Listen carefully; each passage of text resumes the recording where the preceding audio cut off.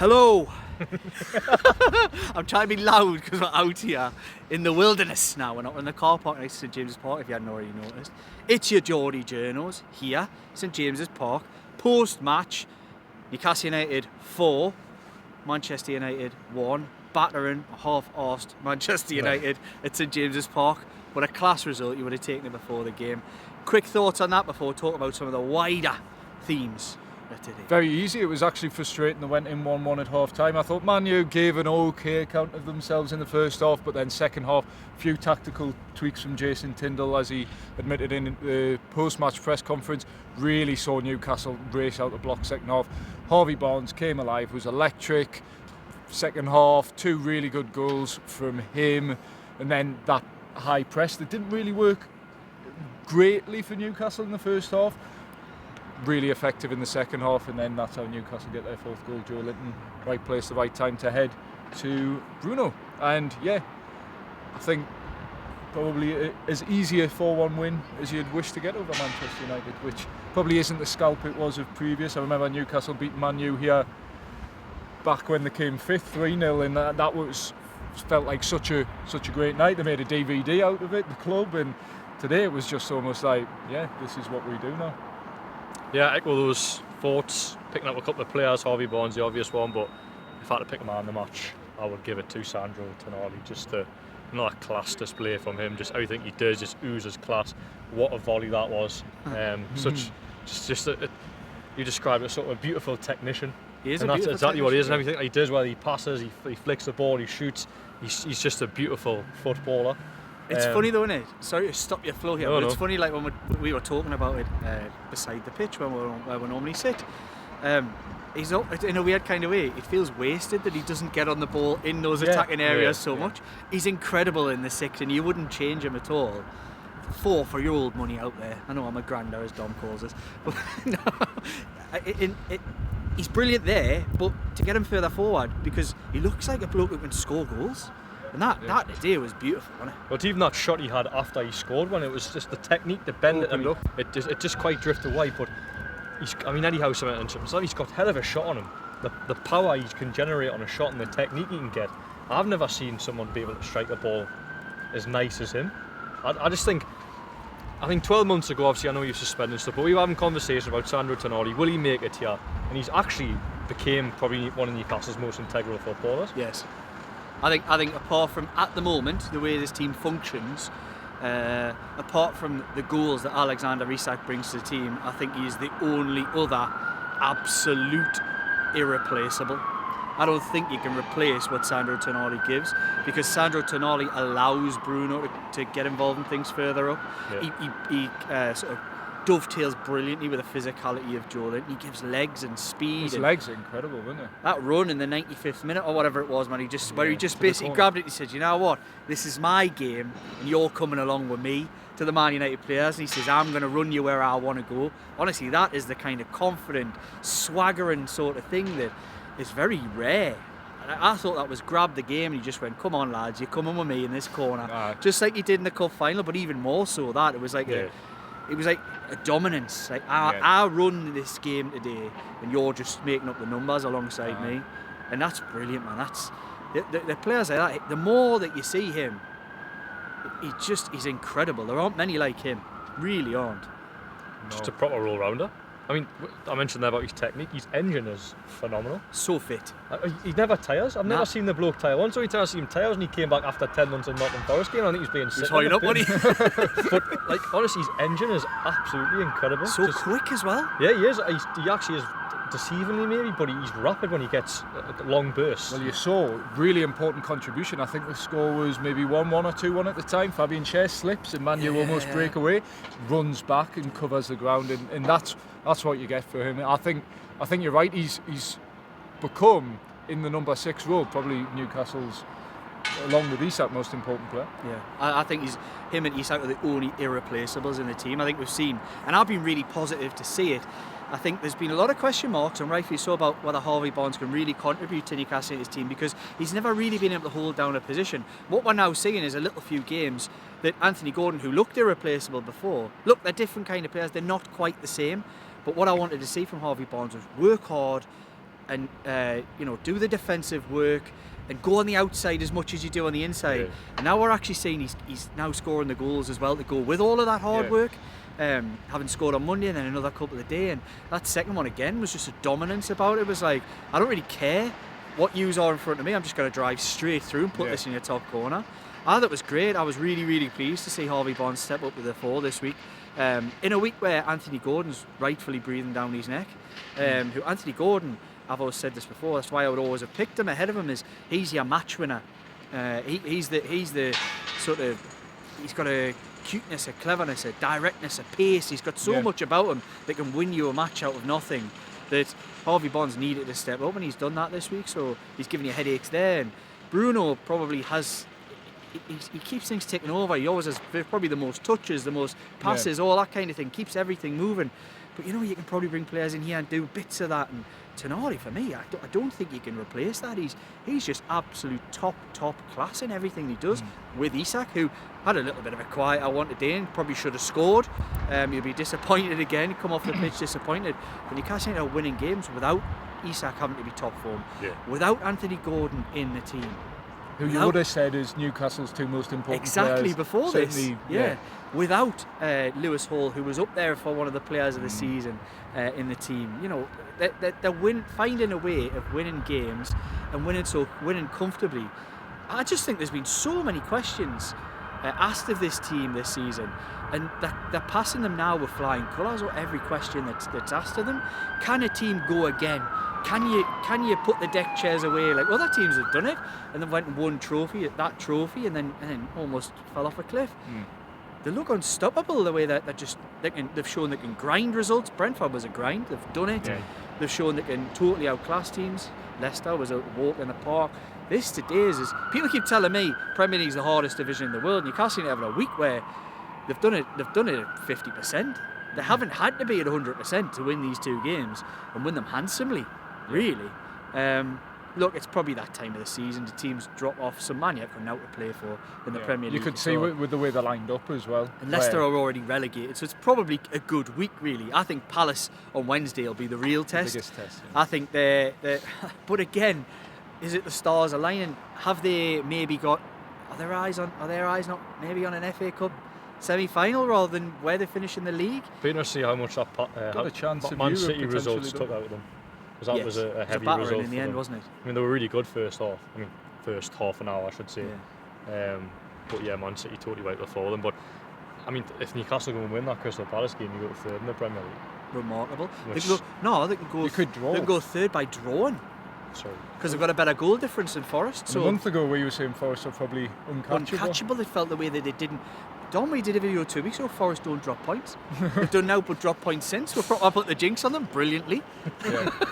But it goes to show how quickly things can turn, both for and against you. So Newcastle will have to keep it up. But Crystal Palace always bad games. It's not good. But they're always it's a stinking football match. Yeah, it's worse down there. It's worse down there than it is here. But the really tight scorelines. I'm sure it's like a 1-0 or a 0-0. 4-0 here last season. But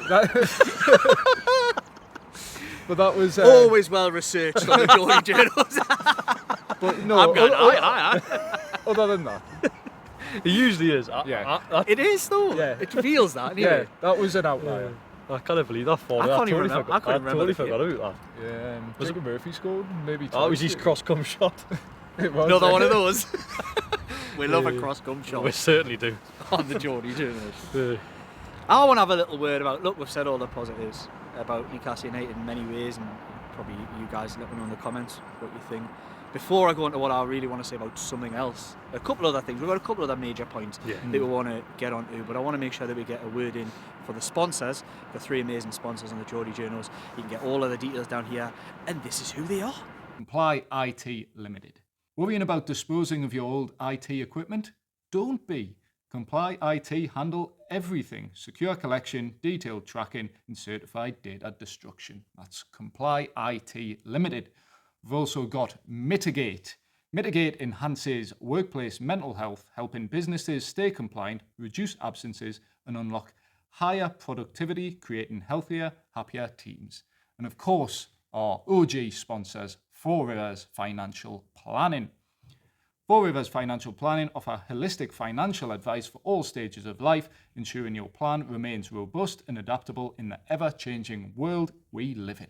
Right, that was the sponsors. If you need any details or you want to go to them for any services, of course, you can find everything you want down here in the description. And of course, as ever, like, comment, share, subscribe for all your Geordie Journals content. Click the bell and you will get all of your Geordie Journals videos straight to the device that you watch it on. And do check out the live. There was some spicy questions, I've got to be honest. There was. They're never dull, those. No, I've got to thank Mr. Keith Patterson out there for a very spicy question.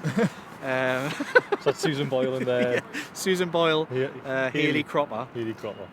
Should I just answer it? Yeah. Go on then, right. So the question was on the live. Do watch the live though. Do watch the live, and you can see what my answer was. I'm not going to tell you what it was on the live. The question was: you go into a hotel room tonight, Liam, and there's two beds, and on one bed is Hayley Cropper, and on the other bed is Susan Boyle. Which bed are you getting into?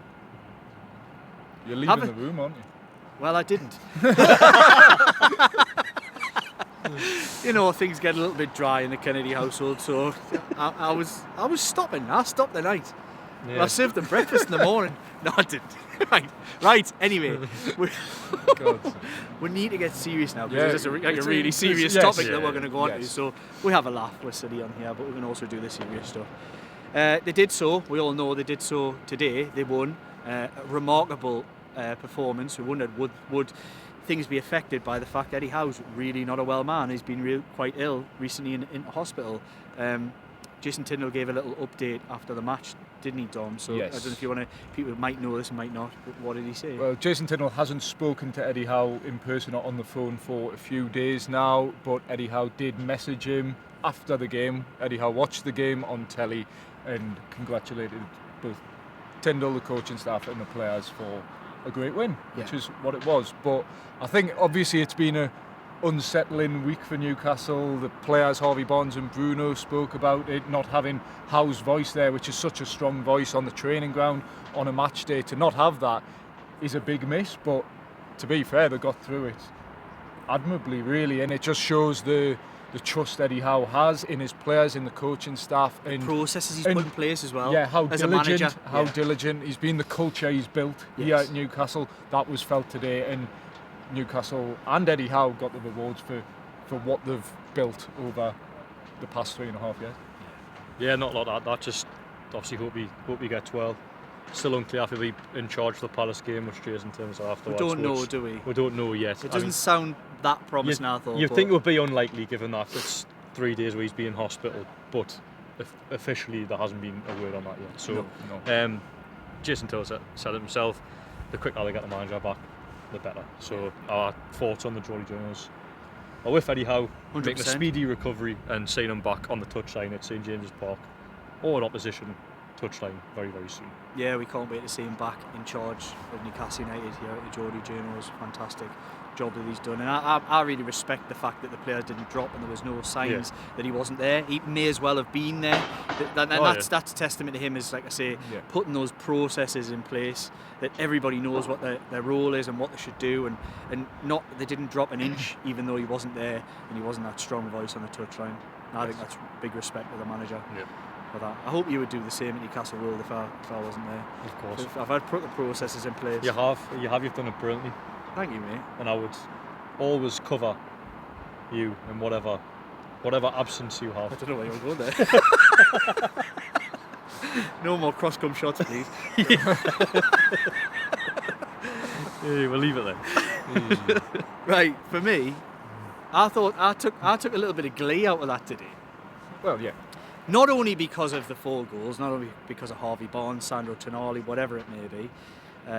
I took a bit of glee in hearing the Manchester United fans singing. Sound weird? Maybe not.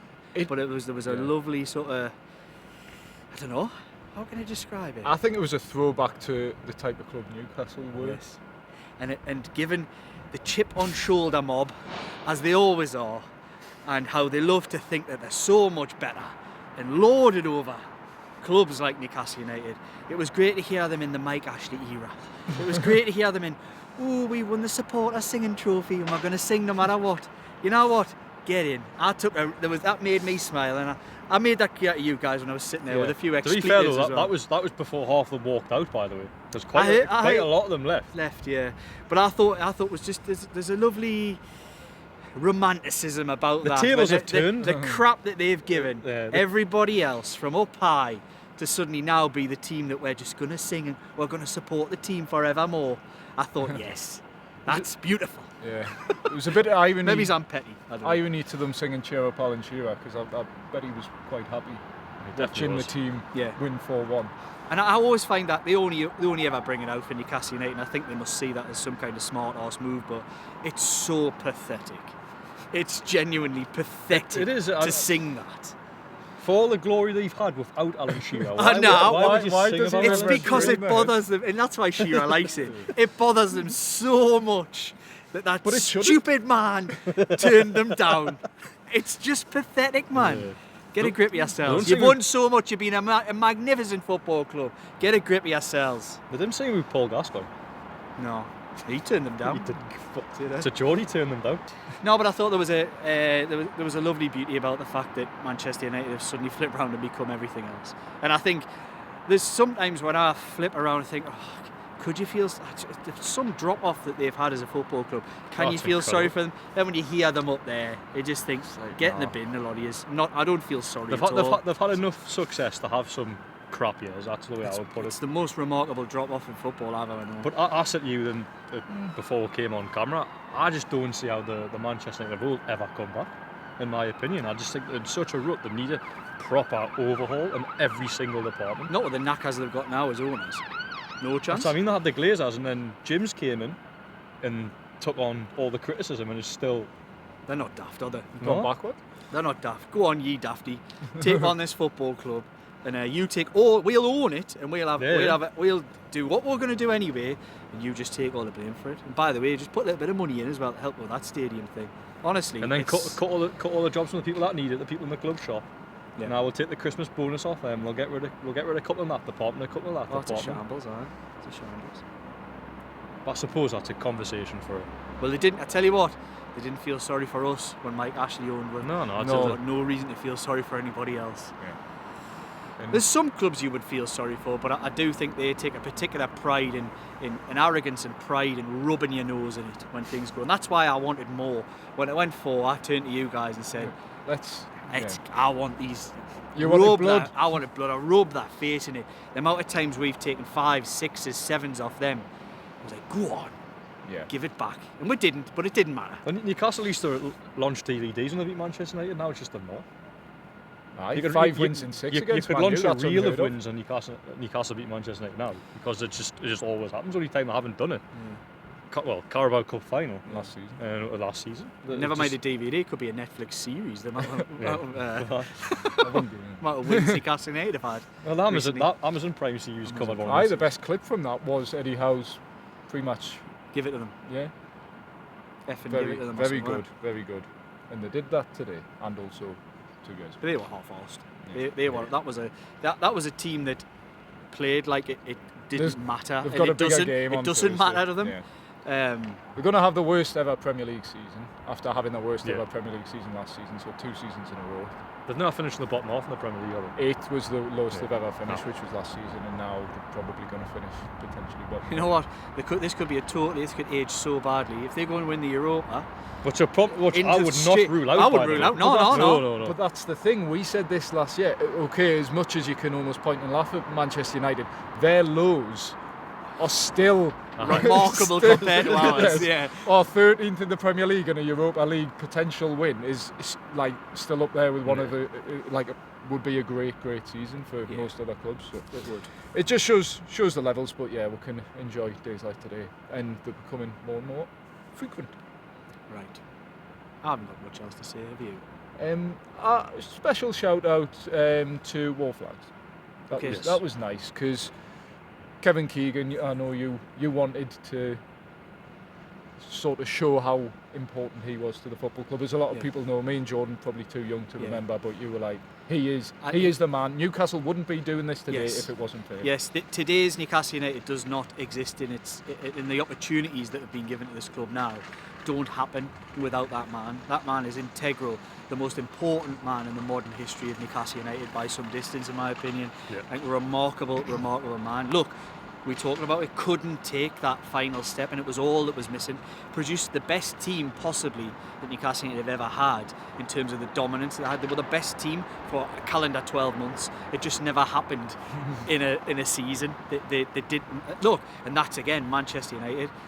Take Peter Schmeichel and Eric Cantona were the difference. That was what stopped the league title being here at St James's Park in the mid-90s. I was still very young, but again, rolling the clock back. Look, he came when Newcastle United were in the second division and got promoted again.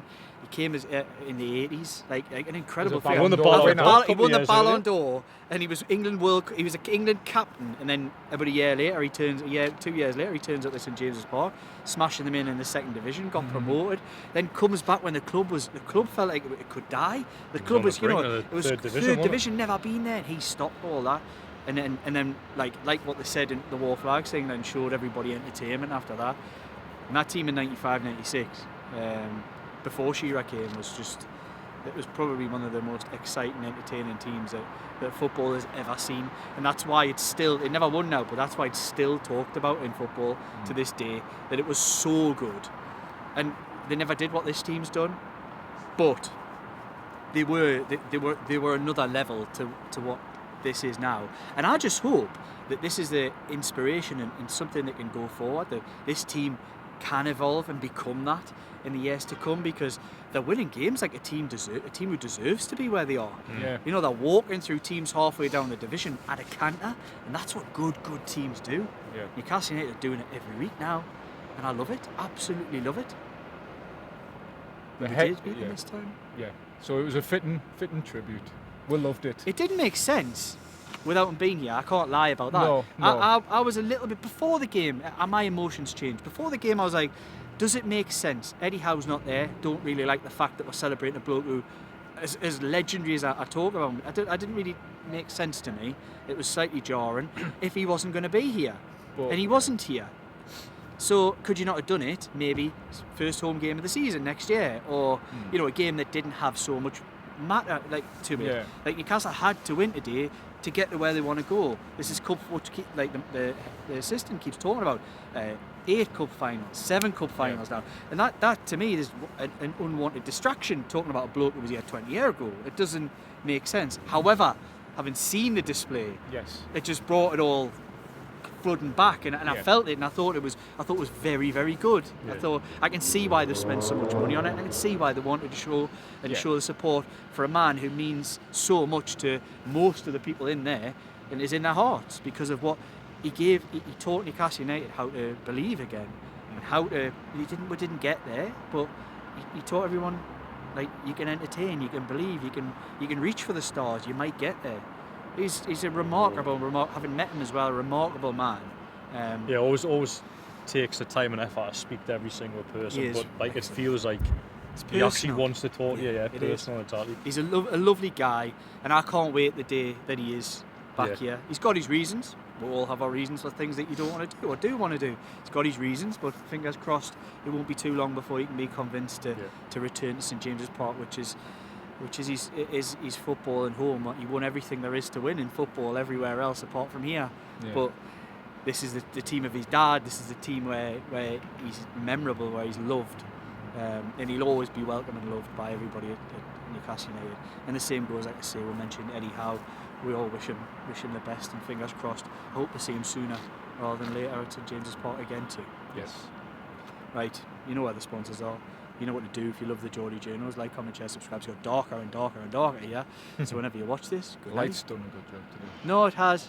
Sorry, you were about to wrap up. No, it was a good investment, that one. Yeah, that was that's what we always say. Whenever I said that for a while, everything that you guys give or when you watch, it all goes back to the channel, and you've got a lovely light there to show for it, haven't we? Beautiful. Super thanks, still a thing. Aye, it is. We got a donation on the live. Paul Chollerton stuck a tenner in today. Thank you, Paul. Thank you, Paul Chollerton. Incredible stuff. And thank you for everyone else who supports the Geordie Journos. Right, whenever you're watching this, wherever you're watching this, we've got people all over the planet watching live. I'm sure we'll be on this one too. Good night, good morning, good evening, good afternoon, wherever you watch this from the Geordie Journos outside. Resplendent but dark St James's Park.